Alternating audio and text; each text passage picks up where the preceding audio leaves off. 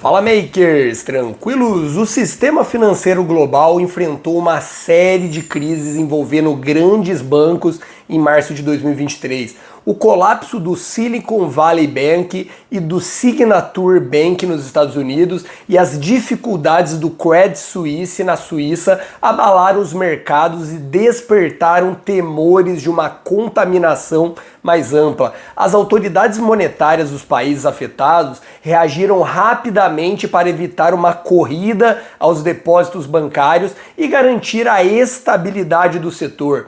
E nesse vídeo eu vou explicar as causas e as consequências dessas crises e analisar os possíveis impactos para o Brasil. Então, sem mais enrolação, roda a vinheta, editor.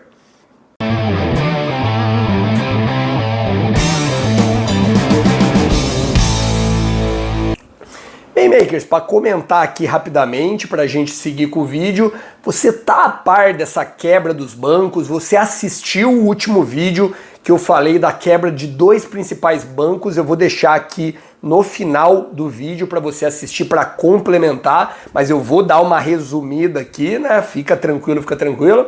E se essas quebras de bancos estão te afetando ali para você investir em alguma coisa, correr para renda fixa, tirar o dinheiro dos bancos, comenta aí abaixo, sem mais enrolação, vamos lá.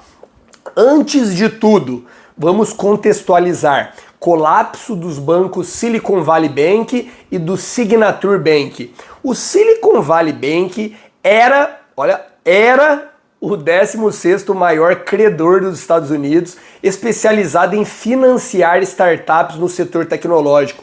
O banco entrou em colapso após uma série de inadimplências de seus clientes que não conseguiram honrar seus empréstimos diante da desaceleração da economia e da queda das ações das empresas de tecnologia. O Silicon Valley Bank também foi afetado por fraudes contábeis e operacionais que levaram à demissão de vários executivos e à abertura de investigações por parte das autoridades reguladoras. O banco não conseguiu se recapitalizar no mercado e teve que pedir ajuda ao governo federal, que assumiu o controle da instituição e iniciou um processo de liquidação. O Signature Bank era um banco regional de Nova York que atendia principalmente clientes de alto padrão. O banco sofreu uma onda de saques em massa por parte dos correntistas que perderam a confiança na solvência da instituição após o colapso do Silicon Valley Bank. O Signature Bank também enfrentava problemas de gestão de risco e de exposição a ativos tóxicos, como títulos hipotecários e derivativos. O Banco Central dos Estados Unidos, que a gente conhece como Fed, interveio para evitar uma quebra do banco, injetando recursos e garantindo os depósitos dos clientes.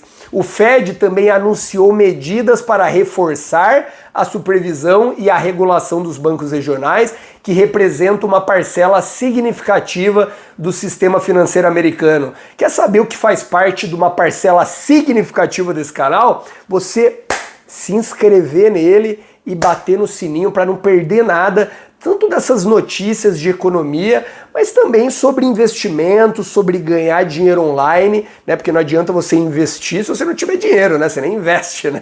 Então ganhar dinheiro online, investir, então vai lá, se inscreve no canal para não perder nada. Estamos aqui todos os dias para te servir. E o que eu só peço é que você se inscreva no canal e aperte esse like aí. Vamos lá, continuando.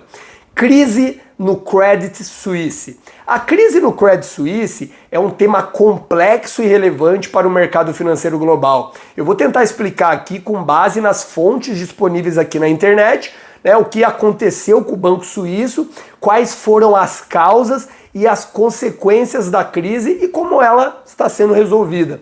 O Credit Suisse é um dos maiores bancos no mundo, fundado em 1856 na Suíça. Ele atua em diversos segmentos, como banco de investimento, gestão de fortunas, banco comercial e também seguros. O banco tem presença global, com operações em mais de 50 países, inclusive aqui no Brasil.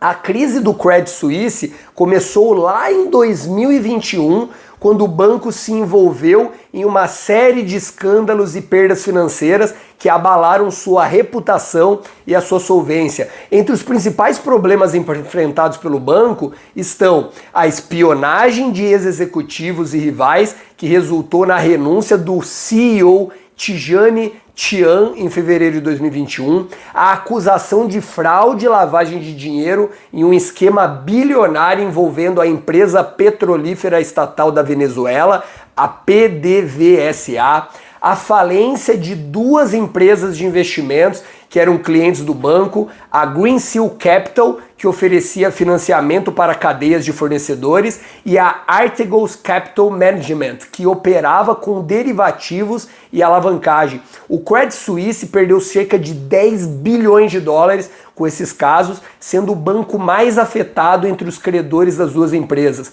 A descoberta de falhas no controle interno e na governança do banco que permitiram que esses riscos fossem assumidos sem o devido monitoramento e supervisão. O auditor PwC emitiu uma opinião adversa sobre a eficácia do controle interno do banco sobre os relatórios financeiros de 2019 e 2020. A falência do Silicon Valley Bank, um banco americano voltado para o setor de startups, como eu mencionei há pouco, que foi impactado pelo aumento dos juros pelo Fed, que é o Banco Central dos Estados Unidos, em março de 2023, o Silicon Valley era um dos principais parceiros do Credit Suisse na área de tecnologia e inovação. E sua quebra gerou também uma onda de pânico no mercado. Esses fatores levaram a uma crise de confiança nos investidores, dos clientes e dos reguladores em relação ao Credit Suisse. As ações do banco despencaram 25% na semana passada, atingindo o menor nível desde 1992.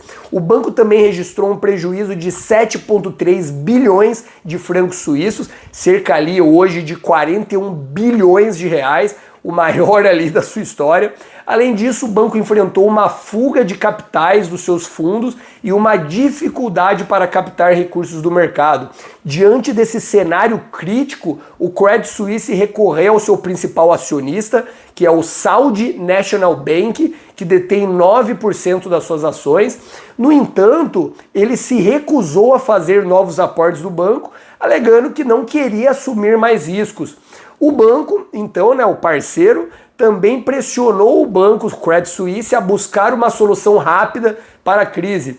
Sem alternativas, o Credit Suisse pediu ajuda ao Swiss National Bank, o Banco Central da Suíça.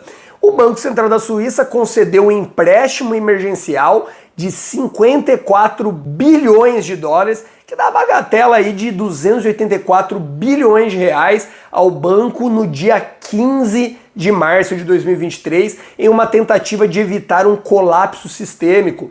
O Banco Central da Suíça também intermediou as negociações para a venda do Credit Suisse ao seu principal concorrente, o maior banco da Suíça, o UBS.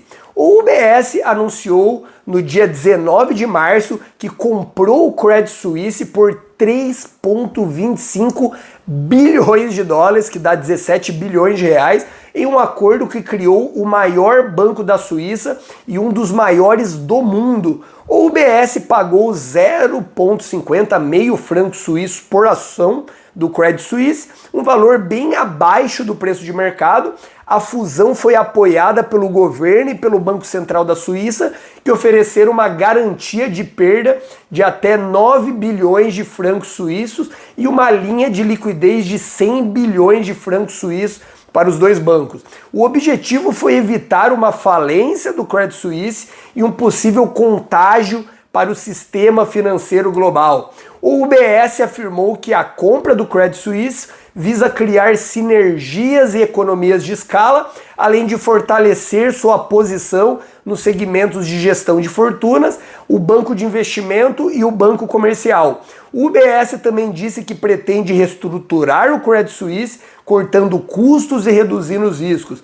O UBS assumiu as perdas do Credit Suisse com a Greensill, a Archegos e o SVB, que somavam ali cerca de 10 bilhões de dólares de dívida. O governo suíço se responsabilizou por eventuais perdas adicionais, até o limite de 9 bilhões de francos suíços. A fusão entre o UBS e o Credit Suisse foi vista como uma medida necessária para preservar a estabilidade financeira e a reputação da Suíça como um centro bancário internacional. No entanto, também gerou preocupações sobre a concentração de poder e a redução da concorrência no setor bancário suíço. Além disso, o acordo enfrentou resistência de alguns acionistas do Credit Suisse, que consideraram o preço pago pelo UBS muito baixo. O governo suíço dispensou a necessidade de aprovação dos acionistas para acelerar a fusão. Em conclusão, a crise do Credit Suisse foi um episódio dramático que envolveu escândalos, perdas, desconfiança e intervenção estatal. O banco suíço foi salvo da falência pela compra do UBS, mas teve que abrir mão da sua independência e aceitar um valor bem abaixo do seu valor de mercado. A fusão entre os dois maiores bancos da Suíça criou um gigante do mercado financeiro mundial, mas também levantou questões sobre os riscos e os benefícios dessa operação. E aí vem a pergunta: como o colapso dos bancos nos Estados Unidos pode impactar o Brasil? O colapso de bancos dos Estados Unidos pode ter impactos positivos e negativos para a economia brasileira. Por um lado, pode facilitar a queda dos juros do Brasil, caso o Fed reduza o ritmo de alta dos juros dos Estados Unidos. Isso abriria espaço para que o Banco Central brasileiro iniciasse o ciclo de cortes da Selic, que hoje, enquanto eu estou gravando esse vídeo, está 13,75% ao ano, o maior patamar em 6 anos. Uma redução dos juros poderia estimular o consumo e o investimento no Brasil, favorecendo a recuperação econômica. Por outro lado, o colapso de bancos dos Estados Unidos pode aumentar a aversão ao risco dos investidores globais, que tendem a buscar ativos mais seguros, como o dólar e o ouro. Isso provocaria uma desvalorização das moedas de países emergentes, como o real, que já acumula uma perda de 8% frente ao dólar nesse ano. Uma alta do dólar encarece as importações e pressiona a inflação do Brasil, que já está acima da meta do governo. Além disso, o colapso de bancos dos Estados Unidos pode gerar uma redução do crescimento econômico mundial, caso haja uma contaminação de outras instituições financeiras ou uma queda da confiança dos consumidores e empresários. Isso afetaria as exportações brasileiras, especialmente de commodities que dependem da demanda global. O Brasil também poderia sofrer com uma diminuição do fluxo de investimentos estrangeiros, que são importantes para financiar o déficit em conta corrente. A que conclusão chegamos nesse vídeo, Rodrigo? As crises bancárias nos Estados Unidos e na Suíça mostraram a fragilidade do sistema financeiro global diante de choques econômicos e operacionais. Apesar das medidas tomadas pelas autoridades monetárias para evitar uma contaminação mais ampla, os mercados reagiram com nervosismo e volatilidade, refletindo a incerteza sobre a saúde dos bancos e a possibilidade de novas crises. Para o Brasil, os impactos diretos dessas crises são limitados, pois os bancos brasileiros têm pouca exposição aos bancos afetados e estão bem capitalizados e regulados. No entanto, os impactos indiretos podem ser relevantes, pois as crises podem afetar o crescimento econômico mundial, o comércio internacional, o fluxo de capitais e a confiança dos investidores. Por isso, é importante que o Brasil mantenha uma política econômica responsável e uma agenda de reformas estruturais que fortaleçam a competitividade e a resiliência na economia nacional. O cenário ainda é incerto e depende da atuação dos bancos centrais e dos governos para evitar uma crise financeira global. O Brasil precisa estar preparado para enfrentar os possíveis impactos positivos e negativos dessa situação, buscando preservar a estabilidade macroeconômica e a retomada do crescimento. Bem, você já se inscreveu no canal, já deixou seu comentário, não deixa de assistir o vídeo que eu deixei aqui no card final. Te vejo no próximo vídeo. Até logo!